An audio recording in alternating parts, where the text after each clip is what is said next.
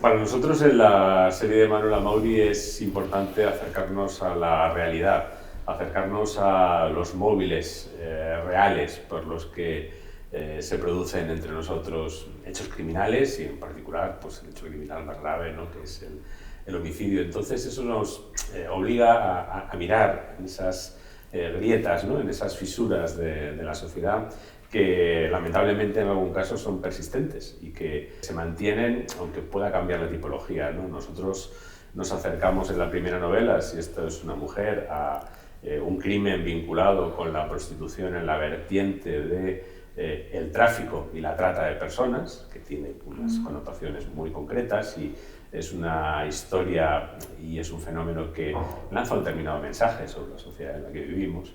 Y aquí volvemos a acercarnos al asunto de la prostitución, pero desde un ángulo completamente distinto, que es el de la explotación sexual de menores, integradas en redes de prostitución, ¿no?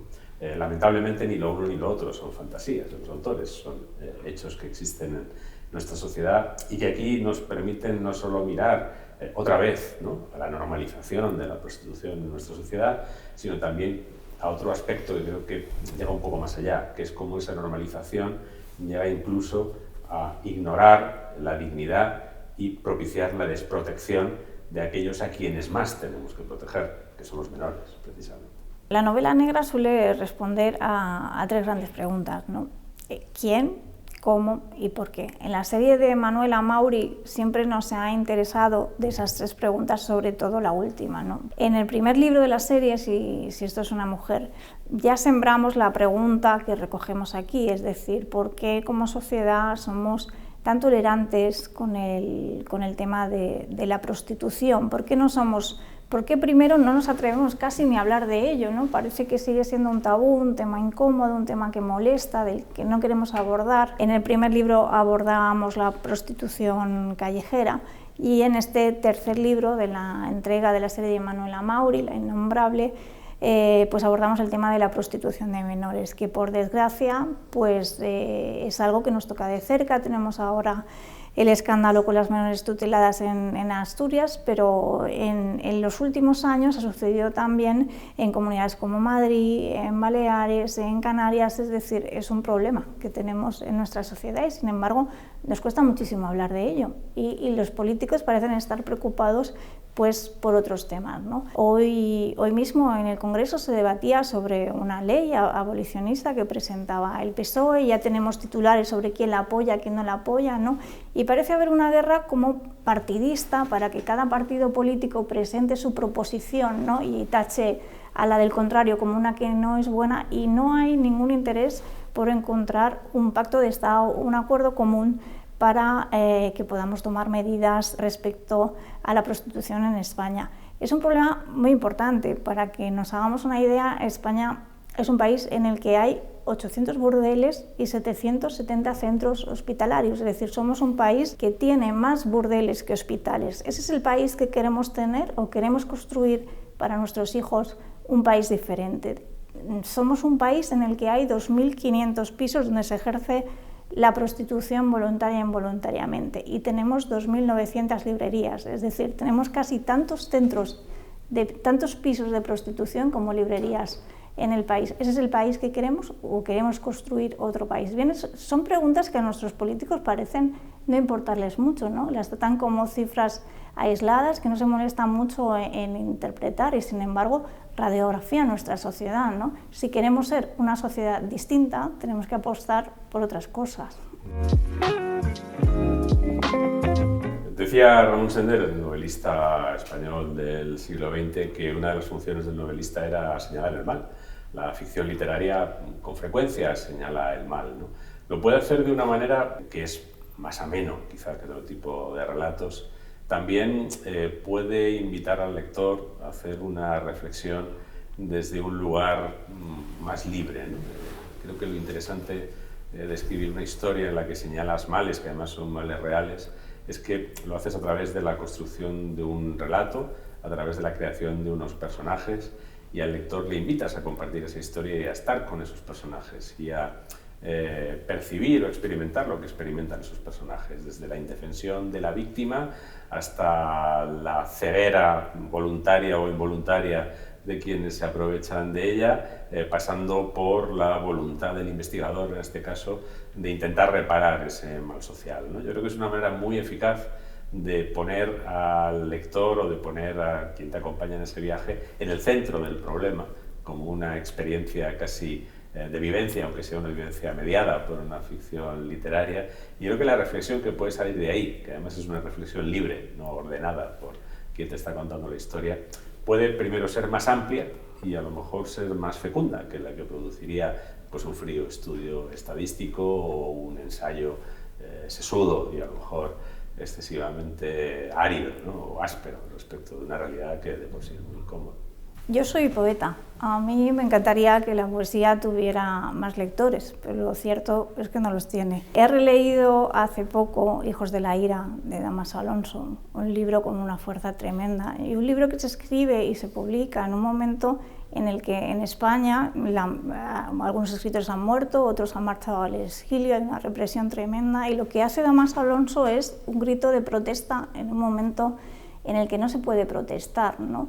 Y utiliza la poesía para hacer eso, pero toda esa poesía social que tenemos en este país durante la posguerra ahora mismo no tiene fuerza. Ahora mismo se escribe otra poesía, es una poesía más personal, más centrada en temas identitarios, más centrada en la reflexión sobre el sujeto, y la poesía ha abandonado un poco los temas sociales, por los que, aunque yo sea poeta y aunque yo haya trabajado en algunos de mis poemas esta línea combativa en la poesía social, lo cierto es que no tiene un marco que permita darle difusión, ¿no? La novela negra sí que tiene lectores, y además yo creo que desde la novela negra hace tiempo que se está haciendo algo importante, que es que ante la ineficacia de los políticos que no consiguen ponerse de acuerdo en temas tan importantes como son la prostitución y la trata y la explotación de menores, pues hay autores que sí que hace mucho tiempo que están haciendo un señalamiento, ¿no? De decir, aquí ocurre esto y tenemos que mirar a esta zona oscura, ¿no? Y desde hace mucho tiempo la novela negra lo está haciendo. A veces el camino de la vida se pone cuesta arriba, ¿no? Y se pone en cuesta arriba en todas las facetas. Estamos muy acostumbrados a que en la ficción criminal pues, el investigador se encuentre con una serie de dificultades crecientes vinculadas con su actividad profesional o con la investigación en sí, ¿no? Quizá no es tan frecuente que el investigador afronte problemas personales, problemas de pareja, problemas de maternidad o paternidad, problemas de salud, pero bueno, en las vidas de todos los seres humanos esos problemas convergen, no vienen ordenados, no hay un sistema que lo escribe, ¿no? Para que no se puedan presentar todos a la vez. Y Manuela es un personaje que, sobre todo en estas 3 primeras novelas, tiene que apuntalarse a sí mismo viniendo de una serie de experiencias desfavorables y tiene que salir adelante, intentar prevalecer en investigaciones que no son fáciles mientras hace frente a otras dificultades de índole distinta, ¿no? Y eso nos parece que es una buena manera de mostrar el personaje, de construirlo, de forjarlo y también de revelar su carácter. Es una persona luchadora, es una persona con pundonor, es una persona que, como todos y cada uno de nosotros, alguna vez se ve desbordada, superada y dice no me puede pasar nada más, pero que sigue peleando, ¿no? Ha sido una manera de construir ese carácter del personaje. Cuando yo leo series de detectives, no me gusta que lo que es el investigador o la investigadora sea un tipo fijo, es decir, coges el primer libro de la serie y te dicen ya cómo es pues, tu protagonista y luego a lo largo de otras entregas van cambiando los casos criminales o las investigaciones, pero el investigador siempre es igual, ¿no? Responde a un patrón que se ha fijado en la primera entrega y no evoluciona. A mí me gusta que el personaje evolucione, que se enfrente a conflictos que podrían afectarnos a nosotros en nuestro día a día, en nuestra vida cotidiana, porque a todos nos pasan cosas, ¿no? Todos a lo largo de los años, y Manuela Mauri ya tiene 5 años de vida, pues en 5 años pasan muchísimas cosas, ¿no? Y está bien que todo eso se pueda ver reflejado, una parte de todo eso en la vida de Manuela. Un eje que hemos trabajado, por ejemplo, es el del cuerpo, el de la enfermedad, ¿no?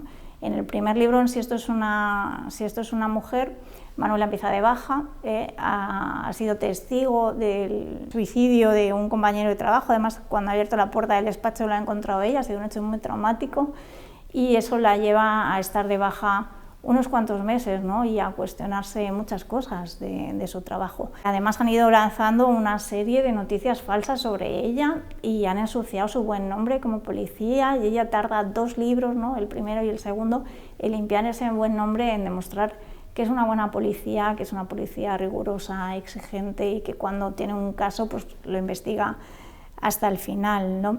Hemos trabajado en el segundo libro, en medio de la pandemia también, tiene un problema ginecológico y pues, está investigando un caso y con todas las complicaciones que había en la pandemia, pues tiene que resolver este problema. En este tercer libro, en La Innombrable, tiene un problema grave de salud, uno de esos problemas de salud que ponen tu vida patas arriba, que te desconfiguran todo, tu trabajo, tu vida personal, todo, ¿no? Y ella debe enfrentarse a ese problema de salud. Si nos hemos pasado un poco en la idea, parece que es Doña Pupas, ¿no?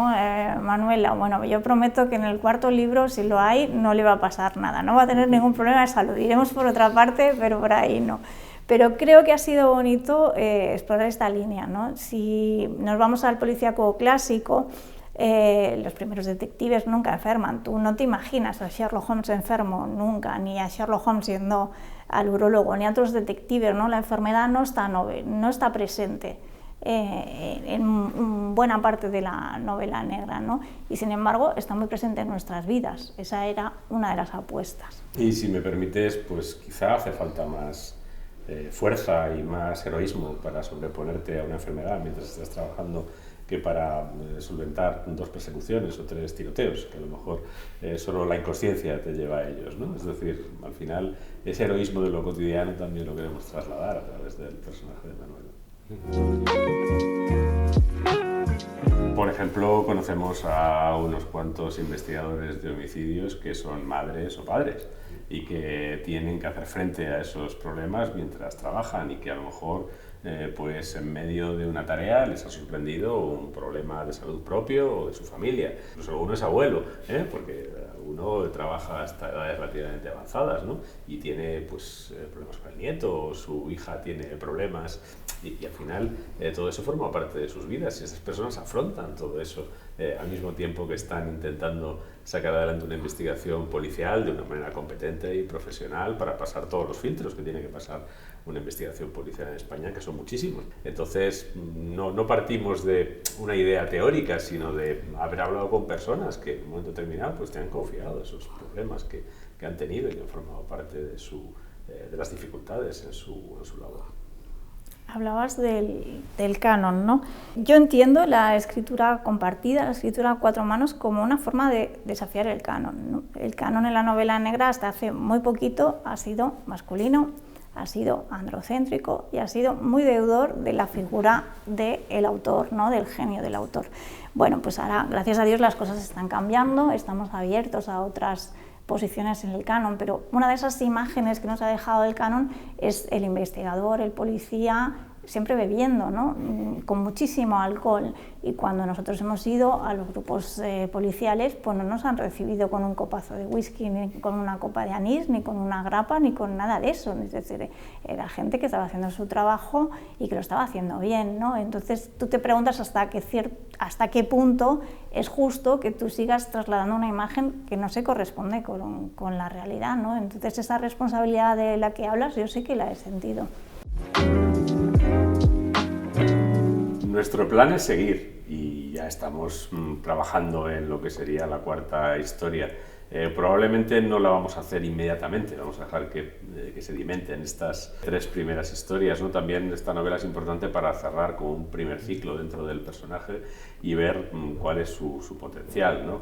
Tanto Noemí como yo estamos resueltos a continuar, Con esta presentación inicial a partir de los 3 primeros libros, creo que lo que tenemos que hacer en el 4º es hacer crecer el personaje en otros sentidos y en otras direcciones, ¿no?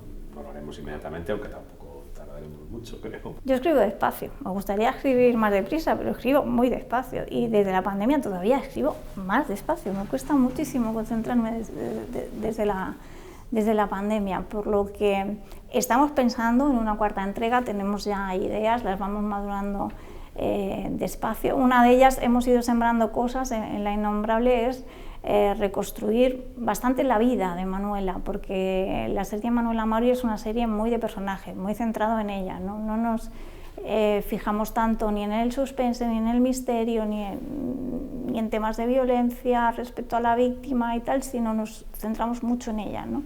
Y creo que tendría sentido reconstruir su vida, ¿no? Reconstruir su infancia, su relación con sus padres, ¿no?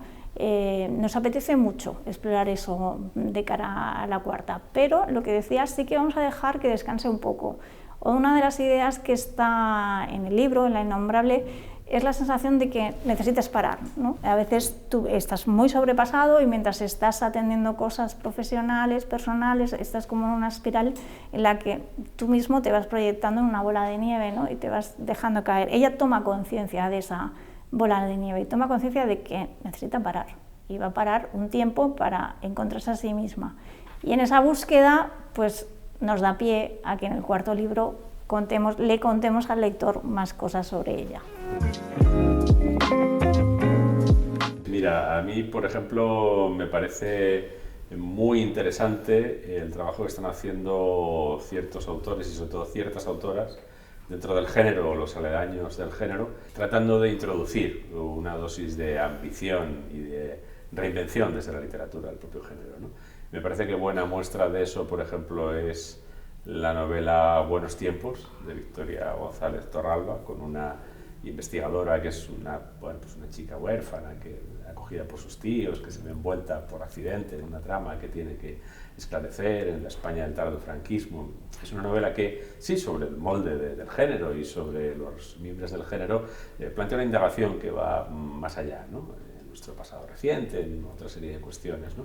Algo parecido se puede decir de la última novela de Clara Ausón, Las fieras, que a partir del terrorismo de ETA y del terrorismo de Estado rastrea en el día después del criminal, en cómo el criminal gestiona su memoria de sí mismo, su memoria de sus crímenes, ¿no? Y me parece muy inteligente. Lo hace a partir de una terrorista y a partir de personas que han estado envueltas en el terrorismo de Estado, ¿no? Tomando los episodios de ETA y del GAL. Pero esa reflexión vale también para el lugar que el crimen ocupa en la memoria del criminal a medida que va pasando el tiempo, ¿no? La negociación que el criminal hace con su propia memoria para poder vivir de la manera más cómoda posible, muchas veces recurriendo a la amnesia y a la mistificación de su propia biografía, ¿no? Creo que está muy bien contado en esa novela. Y hay otro libro que me parece interesantísimo, reciente, igualmente, que es Hasta el último aliento, de Manuel Calderón. Es un ensayo, en este caso no es ficción, pero reconstruye la vida de Salvador Puig-Antich, el militante anarquista que murió ajusticiado por Arroteville en los últimos años del franquismo, y del policía que murió en un enfrentamiento con Salvador Puig-Antich. Todo el mundo conoce a Salvador Puig-Antich, pero nadie conoce al policía, que murió exactamente igual, que también era un hombre joven y que también era un hombre con inquietudes y no era un policía unidimensional. Nadie es unidimensional, ¿no? Me parece que ese trabajo de restitución, tanto de lo que fue ese movimiento anarquista, esa guerrilla anarquista en Barcelona, como de esa persona tragada por el agujero negro de la historia, porque era un policía y por tanto parece que no merece piedad ni recuerdo, me parece que es ejemplar. Y La propina, si me permites, es un libro que cumple ahora 25 años, su primera edición en España, pero que creo que está descatalogado, que es un bestiario, es decir, un libro de animales, se llama Eres una bestia Miskovich, el autor es Alessandro Boffa, y como todos los bestiarios, pues es una mirada a las pasiones y las miserias y las virtudes y los defectos humanos a partir de una serie de historias de animales. Lo que tienen en común los 20 relatos es que el animal, que una vez es un caracol, otra vez es un tiburón, otra vez es un escorpión, otra vez es un cerdo, siempre se llama Miskovich. Y es un prodigio, un derroche de talento. Yo lo leí en su día, lo he vuelto a leer ahora con mi hija pequeña y me ha parecido tan bueno o más que nada. Pues yo me animo a dar 3 recomendaciones en una, que son la serie de Detectives Hernández de Rosa Rivas. Los 3 libros son fantásticos. Me gusta mucho la idea que tuvo Rosa, porque no solo introduce los temas familiares en la novela negra, sino que todos trabajan juntos, ¿no? Toda la familia trabaja juntos para resolver el caso. Y eso, bueno, pues plantea nuevos temas, y algo muy divertido es que siempre hay los secretos familiares, ¿no? Los típicos secretos familiares de no se lo digas a, no se lo digas a, pues en el fondo siempre están presentes en la investigación, ¿no? Otra recomendación, La mujer fugitiva, de Alicia Jiménez Barlet, la última entrega de la serie Petra Delicado. Yo he sido muy admiradora de Petra Delicado, que es la mujer detective más leída de la literatura española del siglo XX, y ha sido para mí una noticia muy feliz saber que después de un tiempo sin entregas, ahora teníamos un nuevo libro. Lola Obiols, que es el personaje de Rosa Rivas, y Petra Delicado son la madre detective y la madrastra detective que más me gustan y más me entusiasman de la novela negra contemporánea.